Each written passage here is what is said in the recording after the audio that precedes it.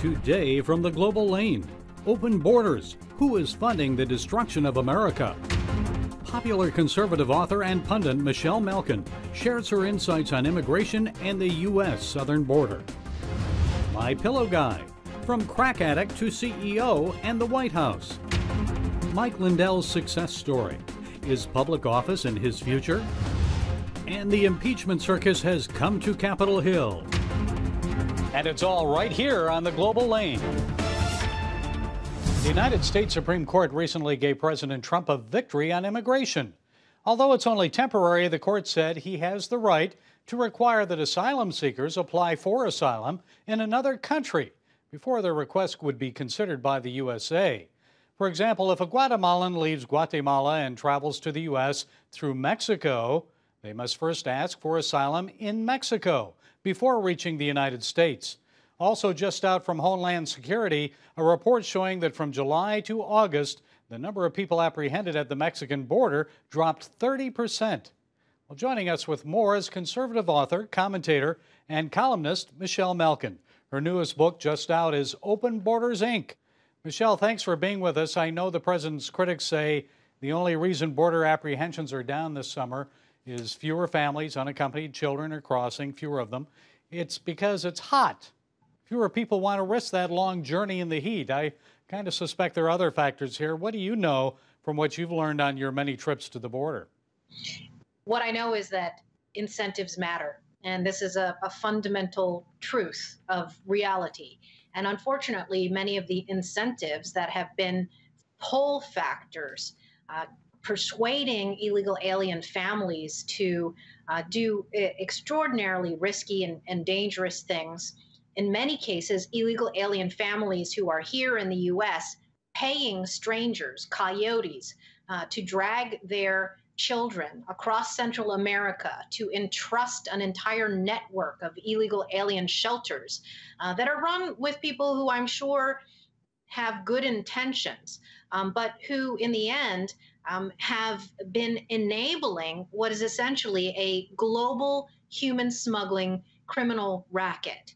And turning off those magnets is incredibly important, not just from the standpoint of defending American sovereignty, which is President Trump's ultimate goal, which should be the obligation and duty of any commander-in-chief, but there is also a humanitarian aspect of it too. And immigration enforcement advocates like myself, people who have been on the front lines of reporting on this issue upwards of a quarter century in my case, understand that if you want to help people improve their lot, the best thing that you can do is concentrate on their home countries. And we are the most generous country in the world when it comes to dispensing that kind of foreign aid to places like Central America and Mexico. But at the same time, if you're undermining that by convincing people to cross our borders and break multiple laws, and then not have an orderly immigration system, it doesn't serve anybody very well. I remember what the late Howard Phillips told me when I first met him in Washington, D.C. back in 1985. He said, follow the money. Now, I know you have followed the money. So who is funding the fight to keep our borders open and transform our nation through mass migration? That is the fundamental question, and it took me nearly 500 pages, 1,600 plus footnotes, and the documentation of more than 400 individual groups and entities, not only based here in the United States, but really globally. And many of your viewers will be well familiar with the role that the United Nations and transnational organizations like the European Union have played in trying to usurp American sovereignty by undermining our enforcement of immigration laws. Many of your viewers will also be very aware of the very famous, or rather infamous, hedge fund billionaire George Soros, who has spent the last couple of decades building up a massive infrastructure under the umbrella of open society foundations. But I think what may shock your viewers, and it certainly shocked me as I was documenting it in the book, was the extent to which taxpayer funding itself has helped subsidize this network. And in particular, the Refugee Resettlement Program, which is run by the United Nations in conjunction with the State Department, the Health and Human Services Department, and a small coterie of lucrative government contractors, almost exclusively religious nonprofits, I really believe is an eye-opener for people because it totals billions of dollars, unfortunately, to the detriment of our national safety. And I know sanctuary cities, there are more than 500 of them around the country. Why so many? What's their real purpose? And I think you mentioned Seattle as well. Oh, yes. And many of these sanctuary cities I've had the unfortunate experience of living in and experiencing. Yes, Seattle. Yes, Portland. More recently in the headlines is Montgomery County, Maryland. And I also was a former resident of this notorious ground zero of the idea of sanctuary spaces, safe spaces for illegal aliens, many of them repeat criminal offenders. The reason why there are so many of them is because of this entire infrastructure trying to undermine local, state, and federal cooperation among law enforcement officials to make sure that if we know somebody is here illegally, if they have been arrested multiple times for everything from drunk driving or mere misdemeanors, all the way up to rape and murder. That's why Montgomery County, Maryland is in the headlines. And I'm on my tour now in the swamp and will be helping hold a rally on the steps of the Montgomery County government complex, where the executive there has declared defiantly that they will not cooperate with ICE agents who are trying to apprehend violent criminals. And Michelle, I lived in Maryland for a long time when I worked in D.C. and Tacoma Park, Maryland. They allow non-citizens to vote there. Is that correct? That's right. And that phenomenon, which really was spearheaded in Tacoma Park, Maryland, has spread to other places in the country, some of them not surprising. San Francisco, for example, now allows non-citizens to vote in school board elections. And you can see the ramifications here. What it is the steady blurring of the lines between legal citizens and illegal citizens. And, you know, it's not just native-born Americans that are concerned about these things. I am the child of legal immigrants who came to this country in 1970 from the Philippines. They swore an oath of allegiance to the Constitution and its laws and to help protect our country from all enemies, both foreign and domestic. Fundamentally, if we do not as a country assimilate the massive amounts of people who are coming in here, and if we refuse to be choosy and, yes, discriminating about the people that we bring into this country, then we're not a country at all. We can't promise religious liberty to future generations that come here. We can't promise any liberties at all. Okay, we could talk to you all day, but we're out of time. The book is Open Borders, Inc. Who is Funding America's Destruction? Michelle Malkin, it's been a pleasure. Thank you.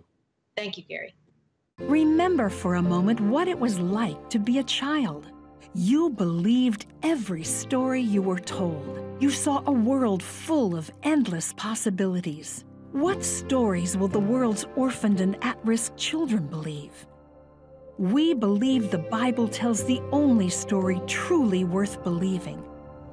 We believe that every child should have the opportunity to dream, the chance to take challenges and turn them into possibilities, the chance to stand on the promises of God, to recognize their place in the greatest story ever told. They have their whole lives ahead of them. Theirs is a world of endless possibilities. They are looking for a story to believe. We will tell them that story. Will you join us?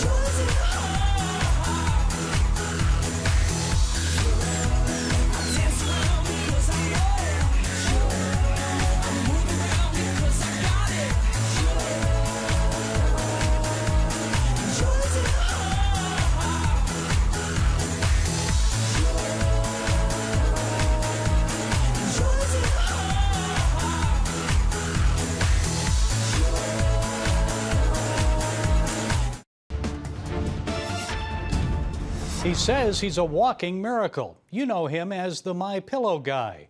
Mike Lyndell is a former drug addict who escaped addiction and death to become the founder and CEO of a multi-million-dollar business. Now he's taking some of his My Pillow company profits, along with proceeds from the sale of his new book, to help people overcome their addictions and live a better life. I interviewed him recently about his past, the present, and his new book. Instead of talking to him through my medicine cabinet, we did it right here at CBN.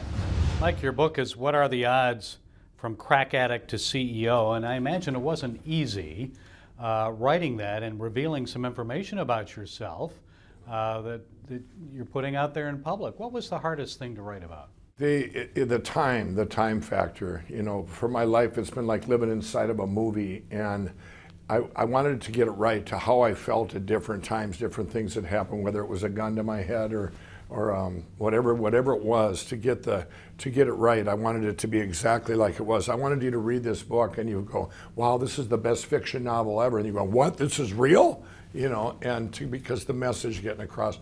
I've been writing it for years and years and years. In your head or? No, on paper. I mean, I've kept memoirs. I kept memoirs all the way back till I was a teenager, knowing someday I would have a book. It was really kind of strange. I would keep proof, like I was like, here's an example. I was 20 years old and the mafia was coming to kill me because I owed them for football bets. They're coming to collect, and they wrote on a grocery bag, it says, pay by tonight or things are going to get very physical, the book. Well, I kept that, knowing that someday, every time something would happen, I go, wow, this is going to be cool someday in the book, you know. I've had 14 near-death experiences, so from a parachute not opening, partially opening, to crashing a motorcycle, to being burned, electrocuted, all these different things. But if you see the proof of all these things that happened, by the time you read the book, if you don't believe in God, you didn't read the book. I mean, in our own lives, I look at God as mathematics, going 1 in a million, 1 in a billion. What are the odds of this happening? Gee, that never happens to anyone. In your own life, if you add them together, when do you consider it a miracle? You know, that's what I will look at something and go, that can only be God, you know, the divine appointment. For example, when I was on TV, I was invited to the White House for My Pillow as a manufacturing summit. Now I get in there and I go, who's sitting here? And they go, the president is, he wanted to sit by you. Now on national TV, there's a picture of me and him, and all my friends are going, Jesus is real. There is no way this crack addict from Minnesota is sitting in the White House. And they've all quit. You know, all my friends have quit over the years. Now they've seen hope, and I think my book's I know it's gonna give people hope, and I'm taking proceeds, I'm pre-selling it early so that I can launch my Lyndell Recovery Network. That's the big thing. My Pillow has only been a platform for God. That's all it's ever been. I was always an entrepreneur, but God gave me the dream for this pillow, and I think, like I say, I think it was, you know, it was a divine appointment. You know, I got the dream of it, the My Pillow name first before My's were common. I know you have this foundation. What do you want to say to someone who may be watching this interview right now, who has an addiction, those that you're trying to help?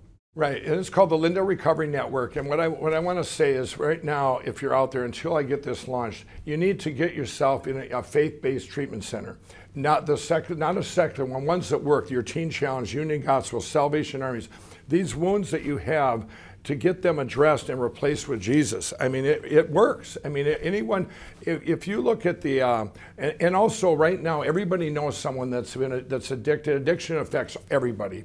And if you know someone, if you have an addict and you know someone that's made it through, go show your addict that person that's made it through, so he has common hope. That's a big thing, to have common hope. My story gives people hope, but maybe not a 22-year-old opiate addict, but I might give a lot of 58-year-old crack addicts hope. Up next, more with Mike Lyndell. We talk Trump and politics. Will the My Pillow guy run for public office? Come on, give me that. Bye. Sure, life is busy, but I found a way to make a huge difference in people's lives. I guess you could say I'm changing the world right here from home. I bring medical supplies and doctors to people in need, and dig wells so that villagers can have clean and safe water to drink. I make it possible to preach the gospel in over 100 countries, including right here in America. And when disaster strikes, I'm there, providing food, thank you, and emergency supplies to give people hope again. Every day, CBN and I are making the world a better place. Here you go. My life is hectic, so I joined CBN through Pledge Express. My bank does all the work, and I know that my gift is being used where it's needed most. So become a CBN partner and join Pledge Express, because you can do a world of good right from where you are.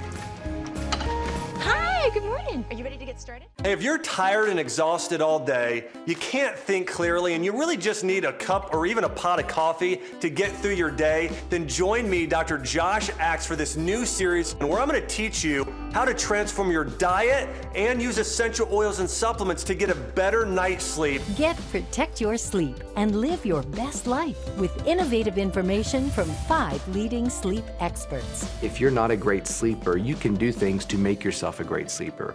If you're already a pretty good sleeper, you can enhance your sleep and be even better. Discover a sleep-enhancing bedtime routine, how to put insomnia to rest, learn how to relieve pain that disturbs sleep, and much more in Protect Your Sleep. Everything you do better with a good night's sleep. Wake up to your best life. Call 1-800-700-7000 to get your free DVD or booklet of Protect Your Sleep today. Don't miss out on this brand new series. No, you have a governor of Minnesota, former governor, Jesse Ventura, was a pro wrestler, ends up governor. You end up with another senator who was a comedian who ended up in the U.S. Senate. We're a mess in Minnesota. Yeah. How about my pillow guy?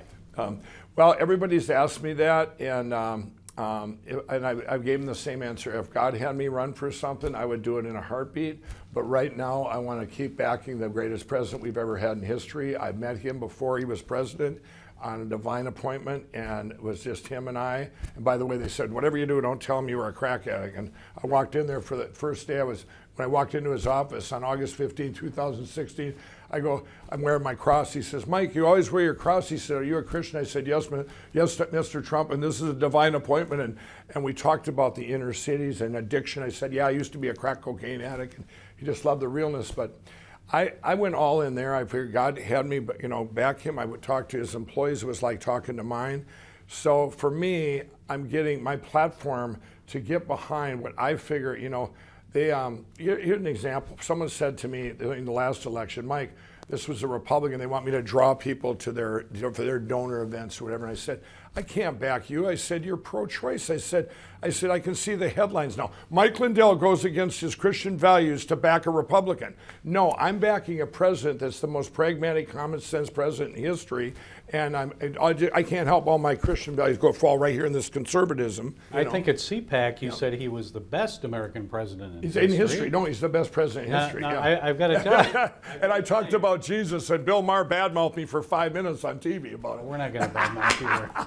But some Americans would say you're still smoking crack. The best president in the history of America. Do you know? And you know what? I can say that because I'll tell you what. When I came out of crack addiction and came out of addiction, I had never voted. I didn't know a liberal from a conservative. I had a clean slate. It's like a child growing into something going, where are all our values and stuff? What's going on? When I came out of addiction, I seen our country, a president giving away money to evil empires. I heard of a thing called ISIS. All my friends were unemployed. It was like I'm going, what happened here? And then I meet Mr. Trump. And I go, and I have been in places where, in the worst places in the country, and I've been, and all the way up to eating with 5 forks with people, and everyone's got problems. Well, when I met our president, before he was president, I'm reading him and I'm going, wow, this guy has absolutely no agenda other than to help our country, and he genuinely cares about individuals. When I talked to his employees, before I went all in, every one of them was like talking to one of my employees. They all had something very good to say about him, that he's an amazing guy, amazing boss, and he's so smart. Well, you know what? Not one person came forward during that election to say something bad about him, and they were all offered money, and they couldn't do it because he has such a great, genuine heart to help, and to that's for me to risk everything and go all in. I didn't even have people say to me all the time, Mike, what's your best day ever in my pillow? The day we're sitting in. God has prayed me for. I've listened to God what I'm supposed to do. And we just keep getting rewarded and rewarded. You're going to help Trump win Minnesota? Absolutely. We're going to win Minnesota. That's exactly what I'm going to do. And Minnesota, I'm going to every city I can myself and speaking out with the people. I want to talk to people over here. I've always said everybody loves our president. Some just don't know it yet. I want the ones over here. I could be anywhere in the country. I could be in California. I was there for my movie Unplanned. You know, it was very controversial. And I'm there, and these people come up to me that are on the far left, and they go, Mike, I love what you're doing, but what's wrong with your brain, you know, that I'm backing this president? So I'll sit there and talk to them, and I'll go, you know, I've met him, and I tell them the things that's going on. I said, if you shut off the news, I tell them, look around you. Are you better off than you were? And they all say yes. And I can pull them in. I want to say the good things. I want to bring to Minnesota and the country all the good things that are going on. We're living in the best times. If you just shut off the news, the consumer confidence is at an all-time high. I'm so proud right now.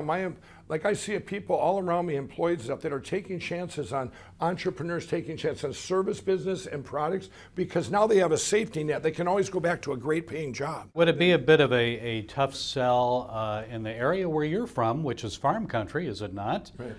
With some of the farmers who've been hurt by China's reciprocal punishment tariffs on our products. Right. Well, you know what? I've actually talked to a lot of the farmers and stuff, and believe it or not, most of them, almost all of them, are behind what's going on because they're going to be rewarded in the long run. And the president's done everything he can right now to help them. And when you talk about that, this is the one thing where both sides know we have to do this with China. We don't have a choice. If this wouldn't have been done, this is a bipartisan. Both sides agree we have to stand our ground because in the long run, we get the deal done with Mexico and Canada. The farms are going to be I think they're going to come out of this and they're going to be the best ones. You just got to get through and come out the other side, and believe me, they're going to be well taken care of. Our president has promised them that. Well, Mike Lyndell, my pillow guy, you were an inspiration. Keep doing what you're doing. Thank you, and God bless you for taking the time. Thanks for having me on. God bless you. We will move the American embassy to the eternal capital of the Jewish people, Jerusalem. As the nations rage, you can stand with Israel. History is being written, and I want to be a part of it. Call 1-800-700-7000 and get to life. This is our nature as a country. Discover the untold story of how Israeli volunteers are changing the world. We consider it our duty to reach out and help others around the world. For a gift of $10 or more, you can own the acclaimed CBN documentary To Life. To treat a human, no matter what he is, which religious he has, which color he is, this is what I'm doing. Support Israel in their time of need. Get to Life, now available on DVD. Call 1-800-700-7000 or log on to cbn.com. And I wish that other people throughout the world could see this side of Israel. Orphans Promise is committed to loving and serving at-risk children, to helping keep families together, and to creating opportunities for strong and sustainable communities around the world. We're working in over 60 countries around the world, and with your help, we can do even more. There's an old African proverb I love that says, if you want to run fast, run alone. But if you want to run far, run together. At Orphans Promise, we want to run far so we can touch the lives of as many orphaned and vulnerable children as possible.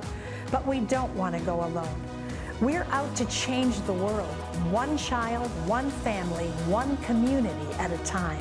Will you join us?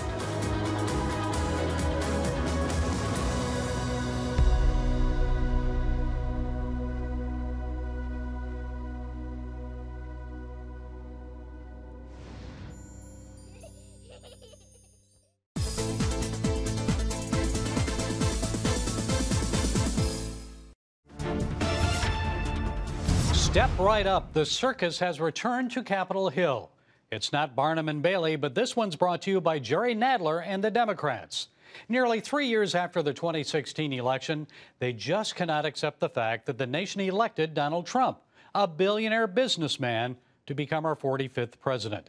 So They keep bringing Washington politics to a new low. No, folks, it didn't end when the Clintons left Washington. Dishing up Chicago mob tactics and slinging dirt against political opponents is still the Democrats' modus operandi. And now Jerry Nadler is leading the charge. It isn't enough to continue to trash Donald Trump, but they also want to destroy the reputation of one of the most qualified jurists ever to sit on the U.S. Supreme Court, Justice Brett Kavanaugh. The New York Times published a false narrative about Kavanaugh's behavior at a party that he attended 30 years ago. The Dems just can't get over the fact that a pro-life jurist is sitting on the Supreme Court. By the way, that New York Times report, it conveniently left out some relevant facts about witnesses. Regardless, some Democrats are still screaming for Kavanaugh's impeachment, even though he wasn't convicted of committing a crime 30 years ago or now in 2019. And in case you haven't read it, here's what the U.S. Constitution says about reasons for impeachment. The President, Vice President, and all civil officers of the United States shall be removed from office on impeachment for and conviction of treason, bribery, or other high crimes and misdemeanors. I don't see anything that says the House can impeach a Supreme Court justice or president for taking positions that liberals don't like. Do you? You see, with Kavanaugh, it's the belief that he is pro-life. With Trump, it's really because he's implementing policies that liberals and globalists find repugnant, those that damage their agenda and limit their power. That's it. And when it comes to impeaching Donald Trump, a Monmouth poll last month showed at least 59% of Americans do not support impeaching this president. Even if the Democratic majority in the House drafts articles of impeachment against the president, the Senate will not put him on trial. The Democrats know that. And so does former Trump campaign manager Corey Lewandowski. He was the first witness at the start of House Judiciary Committee impeachment hearings, and he dished back everything the Democrats could throw at him. And he shared his opinion on the 2-year Mueller investigation, which concluded that there was no Trump campaign collusion with Russia. Is the greatest crime committed against the American people in our generation, if not ever. Since Election Day, whether it was bad actors at the FBI and the intelligence community, or lies coming from members of the current House majority that there was evidence of collusion, the American people continue to be sold a false narrative with the purpose of undermining the legitimacy of the 2016 election results. So that's what it's all about, folks. Politics. Nadler and other Democrats are pushing impeachment so they may garner favor with liberals in their party. They also are hoping to win votes by eroding support for this president. But guess what? It's a political strategy that is likely to backfire. That's why even House Speaker Nancy Pelosi reportedly took Nadler to the woodshed. The Democrats should not underestimate the popularity of this president. The polls showed Hillary Clinton beating Trump in the last election, but like November 2016, the only poll that really counts will be the one that's taken on Election Day 2020. Well, that's it from the Global Lane. Be sure to follow us on Facebook, iTunes, SoundCloud, YouTube, and Twitter. And until next time, be blessed.